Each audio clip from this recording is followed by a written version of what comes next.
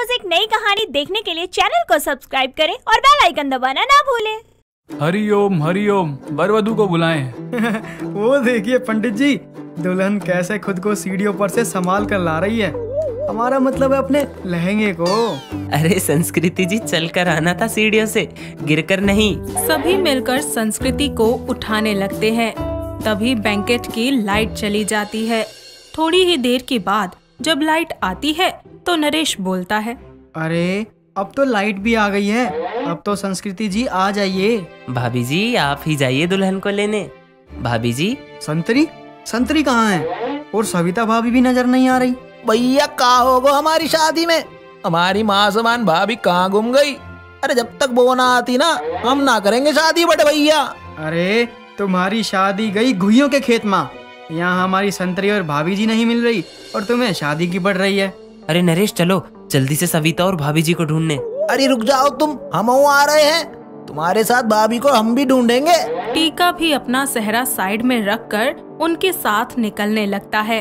तभी संस्कृति के पिता छोटू नाथ उससे बोलते हैं, ये कैसे संस्कार है बेटा? छोटा भाई बड़े भाई का नाम ले रहा है और दूल्हा शादी छोड़कर भाभी को ढूंढने के लिए जा रहा है। अंकल जी बात कुछ ऐसी है कि अभी हमारे संस्कार गए तेल लेने और हम जा रहे हैं भाभी जी और सविता को ढूंढने। इतना बोलकर वो तीनों संतरी और सविता को ढूंढने के लिए निकल जाते हैं। वहीं दूसरी ओर संस्कृति मंडप पर जाकर बैठ जाती है। ना चाहते हुए भी छोटू नाथ को उनके साथ संतरी और सविता को ढूंढने के लिए जाना पड़ता है।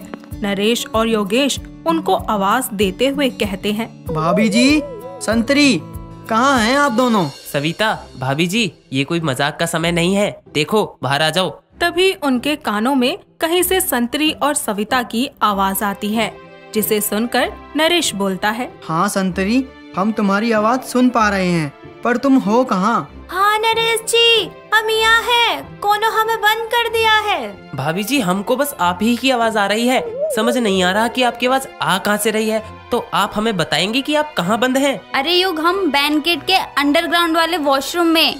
सविता की बात सुनते ही सभी अंडरग्राउंड जाते हैं और बाहर से दरवाजा खोलते ही उनको बाहर निकालकर योगेश बोलता है, अरे आप दोनों यहाँ कैसे बंद हो गयी? और चलो यहाँ बंद भी हो गयी तो एक फोन कर लेती, हम आ जाते। अरे हम फोन तो कर देते, पर वो कहा है ना कि हमारे फोन में रिचार्ज नहीं था तो फोन बंद हो गया। भाभी रिचार्ज नहीं चार्ज होता है। सही बोले, हम यही बोल रहे हैं।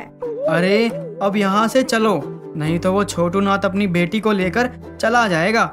वैसे भी अब देखो, आप दोनों की वजह से बेचारे हमारे टीके की शादी रुक गई। अगर आज इसकी शादी नहीं हुई तो जैसे इसकी शक्ल है, इसकी शादी कहीं और होगी भी नहीं। नरेश, ये कैसी बात कर रहे हो? ये सब हमने जानबूझकर थोड़ी ना किया है। हमें तो खुद नहीं पता था कि हमें यहाँ किसने बंद किया। और ये आप क्या बोल रहे हैं, हमारी वजह से शादी रुक गई? इस बात पर तो हमने गौर ही नहीं किया। आखिर आप दोनों को यहाँ किसने बंद किया? वो जब पंडित जी मंत्र पढ़ रहे थे तब हम यहाँ फ्रीज होने आए थे, तभी लाइट चली गई और कोनो हमें यहाँ बंद कर गया।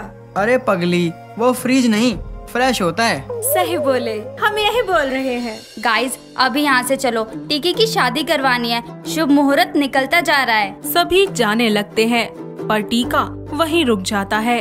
उसे ना जाते हुए देखकर सविता उससे बोलती है, अरे टीका भैया, क्या हुआ? शादी नहीं करनी है क्या, जो ऐसे मुंह लटका कर खड़े हो गए?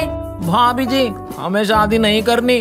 हमें संस्कृति बिल्कुल पसंद नहीं है, वो हमसे काफी बड़ी लगती है। तो अच्छा ही है ना, बीवी के साथ साथ तुझे माँ मुफ्त मिल जाएगी। तुमने अपनी शक्ल देखी है?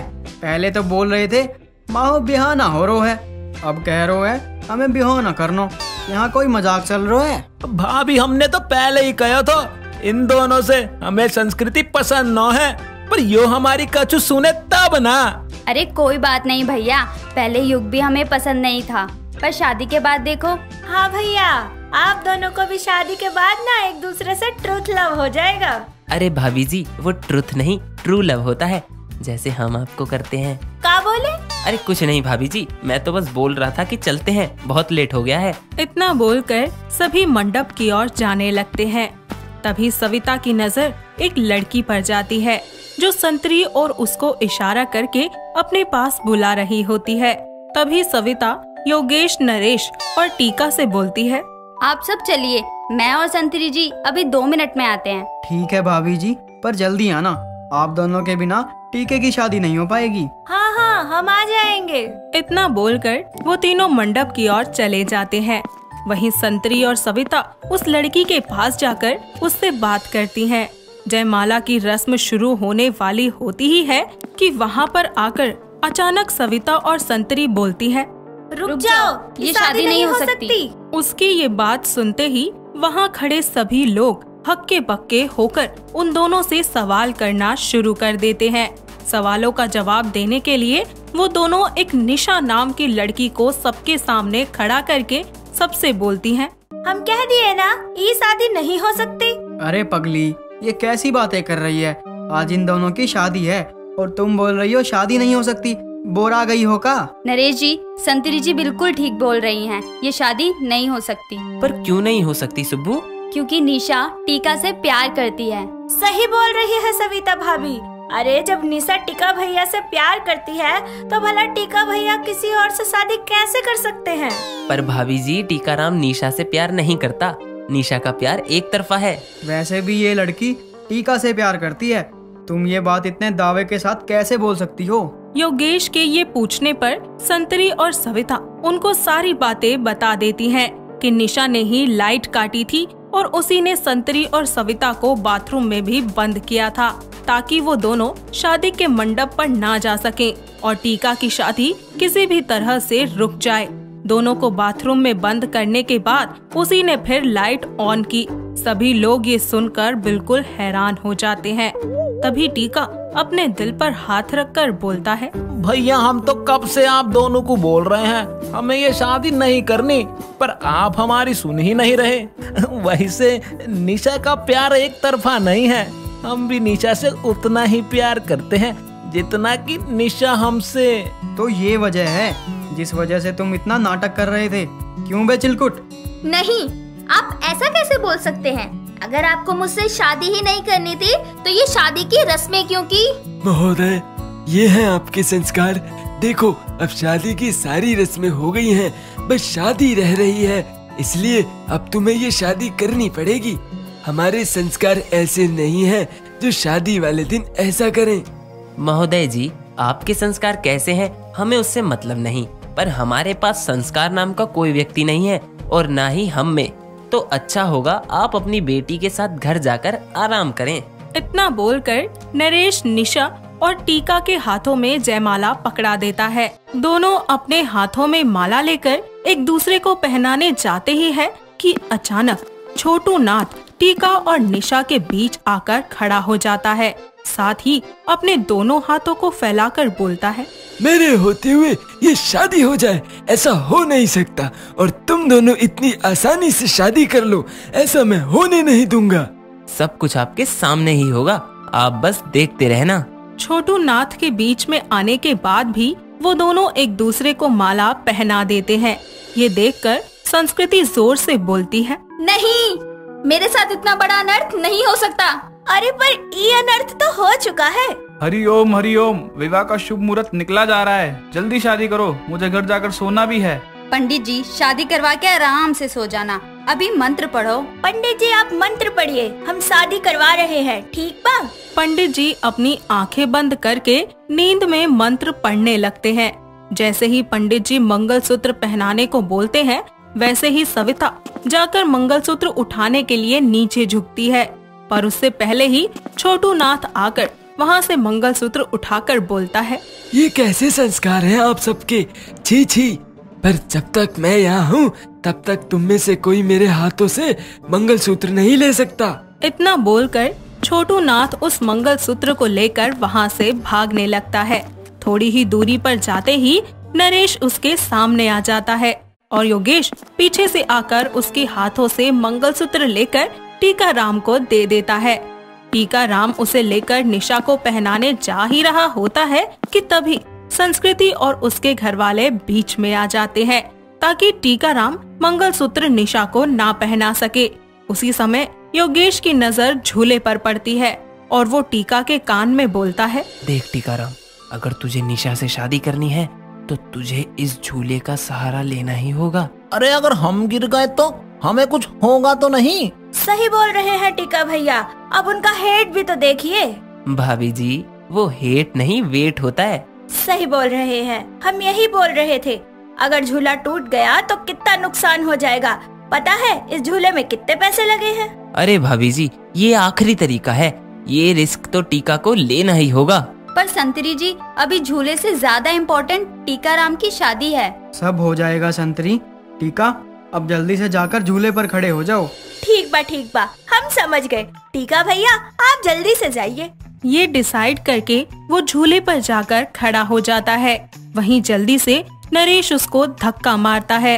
नरेश के धक्का देते ही झूला टूट जाता है और वो निशा के पास ना पहुंचकर संस्कृति के ऊपर गिर जाता है। ये सब देखकर छोटू नाथ जल्दी से संस्कृति के पास आता है और टीका को उस पर से हटाकर बोलता है, हट काले मोटे, मेरी संस्कृति के ऊपर से। टीका भैया अच्छा मौका है, जाइए और जल्दी से निशा को मंगलसूत्र पहना दीजिए। टीकाराम मौके का फायदा उठाकर जल्दी से निशा को जाकर मंगलसूत्र पहना देता है कि तभी पंडित जी बोलते हैं, विवाह संपन्न हुआ, अब जल्दी से हमारी दक्षिणा दीजिए, मुझे घर जाकर सोना भी है। महोदय जी ये आपके संस्कार है, बिना शादी करवाए ही जा रहे हैं। अरे पर शादी तो हो गई ना, वो देखिए टीका भैया ने निशा के गले में मंगलसूत्र डाल दिया। नहीं, ये आपके संस्कार नहीं है, मुझे पता है, ये झूठ है, ऐसा नहीं हो सकता। पर ऐसा तो हो चुका है, अब मैं और टीका जी पति पत्नी हैं। नहीं, ऐसा नहीं हो सकता, तुम दोनों की शादी नहीं हो सकती। टीका जी की शादी सिर्फ मुझसे होगी और किसी से नहीं। इतना बोलकर वो टीका का हाथ पकड़कर उससे जबरदस्ती शादी करने की कोशिश करती है, पर योगेश और नरेश ऐसा नहीं होने देते और उनकी इस बदसलूकी के लिए योगेश उनसे बोलता है, ये हैं आपके संस्कार। अंकल जी आप अपनी बेटी की शादी एक शादीशुदा लड़के से करवाना चाहते हैं? वैसे बुरा मत मानिएगा, अगर आप संस्कृति की शादी टीका से करवा भी देते तो वो कभी इसके साथ खुश नहीं रहती, क्योंकि टीका को आपकी लड़की पसंद ही नहीं थी। देखिए अंकल जी, जो होता है अच्छे के लिए होता है, आप संस्कृति की शादी किसी और से करवा देना। नहीं, संस्कृति की शादी होगी तो टीका से ही और किसी से नहीं। ईका, ये तो जबरदस्ती गले पड़ रहे हैं। आप सही बोल रही हैं संतरी जी, अरे आपको समझ नहीं आ रहा, टीका की शादी हो चुकी है। पर आपको टीकाराम से अपनी बेटी की शादी क्यों करवानी है? अरे अगर मेरी शादी टीकाराम से नहीं हुई तो हमारे सारे सपने टूट जाएंगे। हाँ, अब टीका को संस्कृति से शादी करनी ही होगी, किसी भी हाल में। उनकी ये बात सुनकर सभी लोग हैरान हो जाते हैं। तो वहीं दोनों बाप बेटी बैठकर रोने लगते हैं और छोटू नाथ रोते हुए सबसे बोलता है, मैंने जो सपने देखे थे इन आँखों में, वो सारे सपने मेरे आंसुओं में बह गए। अब हम क्या करेंगे जी? क्या करेंगे जी? छोटू नाथ मेरे पिता नहीं पति है। क्या? एक मिनट, अगर छोटू नाथ तुम्हारा पति है तो तुम दूसरी शादी क्यों करना चाहती हो? इसके पीछे एक बहुत बड़ा राज है। कौन सा राज? ये बात आज से 15 दिन पहले की है, जब हमने आप तीनों भाइयों को एक साथ लंबू चाय वाले की दुकान पर देखा था। हाय दैया, ईका मतलब उस वक्त टीका भैया आपको अपनी बीवी के लिए पसंद आ गए? नहीं, इनको तो बस मैं पसंद हूँ और कोई नहीं। क्यों जी? हाँ मेरी फुलवड़ी, मुझे तुम बहुत पसंद हो, तुम ही हो मेरा जहाँ। अरे ओ फुलवड़ी और पॉपकॉर्न, ये बताओ जल्दी से कि तुम अपनी बीवी की शादी टीका से क्यों करवाना चाहते थे? छोटू नाथ और संस्कृति सबको अपना प्लान बताते हैं कि वो ये शादी सिर्फ उनकी धन दौलत के लिए कर रहे हैं, क्योंकि छोटू नाथ की कम हाइट होने की वजह से उसे हर जगह से नौकरी से निकाल दिया जाता था। कम पढ़े लिखे होने की वजह से भी उसको कहीं पर जॉब नहीं मिलती। साथ ही वो जहाँ भी जाता लोग उसका मजाक ही बनाया करते, जिस वजह से घर चलाने के लिए संस्कृति को काम करना पड़ता था। मैं अपनी फुलवड़ी से कोई काम नहीं करवाना चाहता, इसीलिए मैंने ये सब कुछ प्लान किया। आपकी हाइट ही तो कम है, बस दिमाग तो आपका आपके कद से भी बड़ा निकला। इतना दिमाग है आपके पास, और संस्कार तो पूछो ही मत। वैसे नौकरी न करके आप खुद का काम भी तो कर सकते थे। अपना ही दिमाग यूज किया, वो भी अपने ही के लिए। तो कैसा लगा हमारा प्लान? अभी हमने पूरा प्लान बताया ही कहाँ है? अरे पूरा प्लान तो बताइए।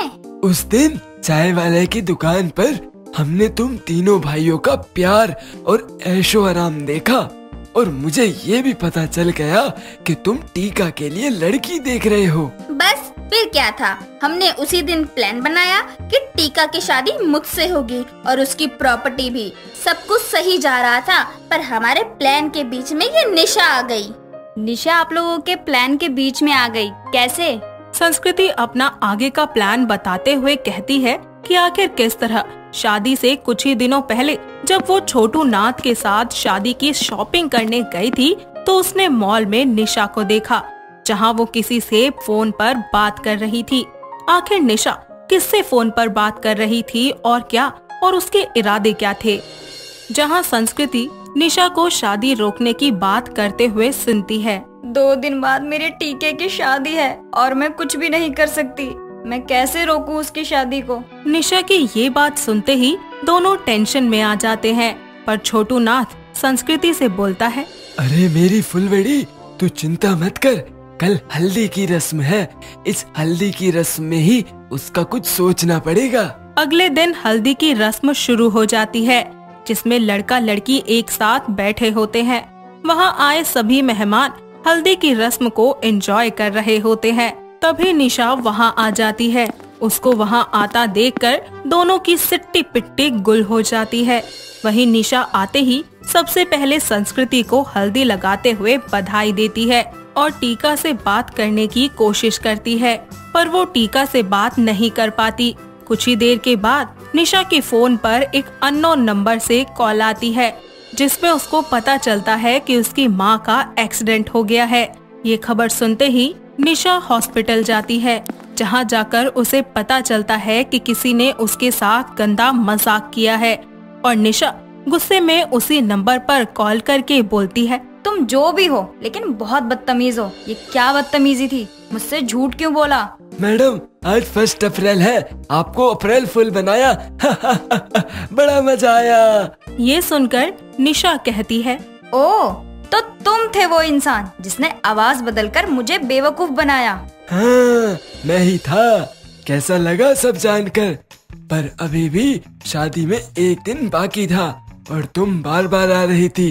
बस इसीलिए मैंने ही योगेश और नरेश जी से खुद उनके घर जाकर बोला।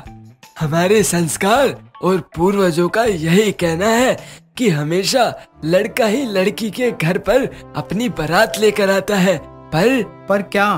देखिए, हमें ये पर, किंतु, परंतु कुछ खास समझ नहीं आता।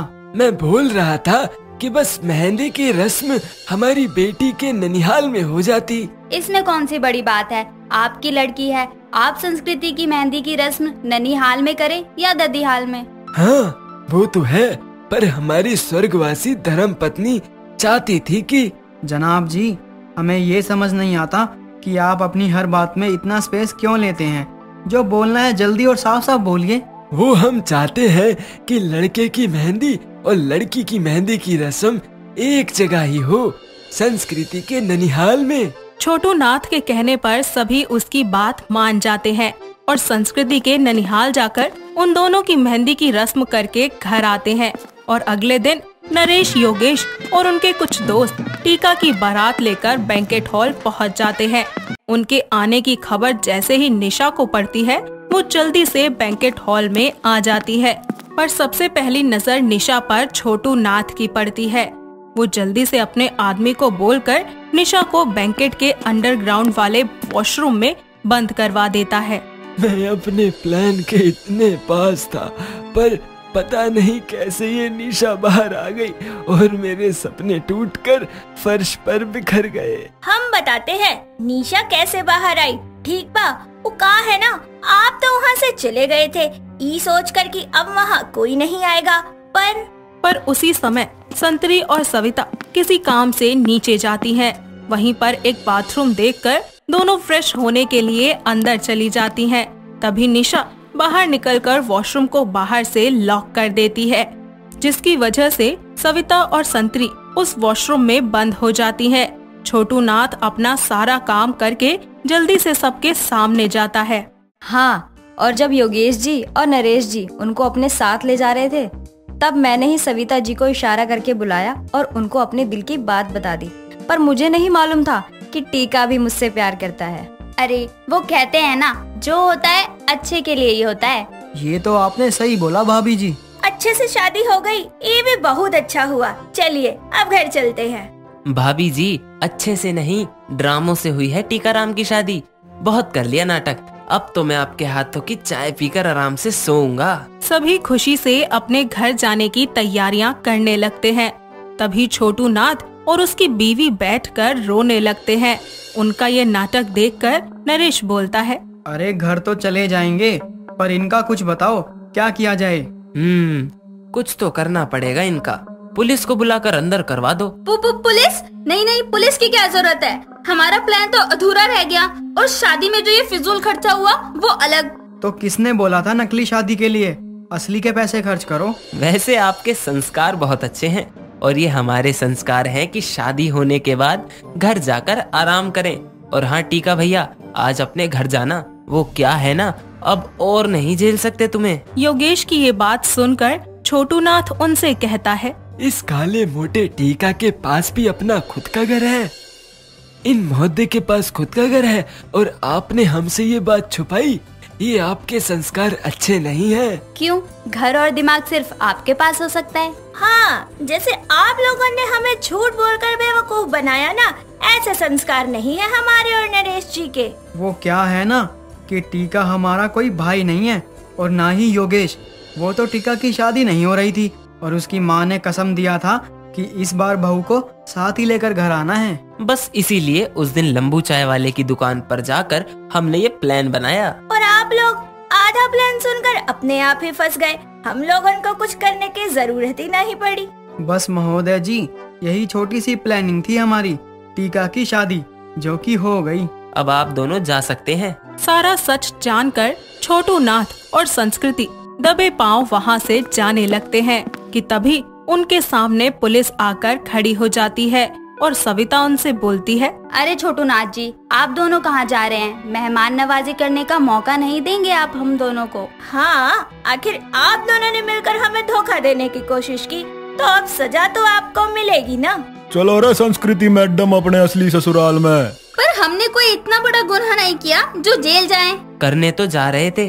अगर तुम दोनों आज अपने प्लान में कामयाब हो जाते तो हम रोड पर होते। ले जाइए इन 420 को अपने जेल नंबर 220 में, और ले जाकर बंद कर दीजिए इन्हें। पुलिस उनके हाथों में हथकड़ी डालकर उन्हें जेल की सलाखों के पीछे डाल देती है। दोनों पति पत्नी अपनी गलती का एहसास करते हैं और संस्कृति छोटू नाथ से बोलती है, जी हमने अमीर होने के लिए गलत रास्ते को चुना, इसलिए हम आज इस जेल की सलाखों के पीछे हैं। हाँ, तुम सही बोल रही हो। अब पछताकर भी क्या फायदा, अब हमें हमारे किए पर सजा मिलकर ही रहेगी। दोनों आपस में बातें कर ही रहे होते हैं कि तभी वहाँ नरेश, योगेश, संतरी और सविता आ जाते हैं और वो दोनों उन्हें देखकर उनसे बोलते हैं, हमें माफ कर दीजिए, अब हम ऐसा कुछ नहीं करेंगे।